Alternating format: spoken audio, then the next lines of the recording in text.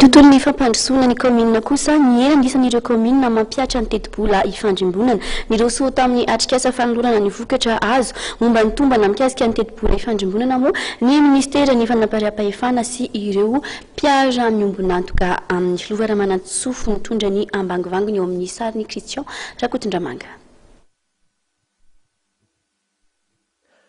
Raha toka na tratra 20 ny isan'ireo kaominina nampiatra ny tetibola hifandrombonana dia nilatsaka ho 400 zany amin'izao fotoana izao.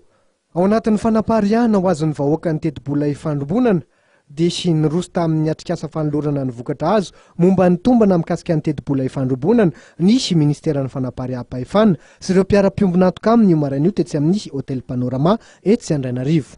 Atrikasa natrehantsika androany dia restitution an'ny vokatry ny tombana natao tamin'ireo kaominina 400 izay mampiatra ny tetibola hifandrombonana na budget participatif. 20 tamin'ireo kaominina 400 ireo no nidinana teny ifotony nijerevana ny fomba fiantanan'ny mponina sy ny vahoaka zany eo amin'ny fandraisany anjara amin'ny fandrafetana sy fanatanterahana ny tetibolan'ny kaominina dia resahana amin'ny androany ny vokatry le fanadihadina natao sy le tombana natao izay mety mbola isy fanatsarana ny zavatra tena andrasana sy tedavina dia ny fafahana mampihatra an'ity fomba fiasa ity amin'ny kaominina maromaro kokoa mba tena hampangarahara ny fitantanam-bola eny ifotony sy ihany koa ahafahan'ny olom-pirenena mandray anjara kokoa amin'ny ataoko hoe raha mpitantanana ny service public eny ifotony zany.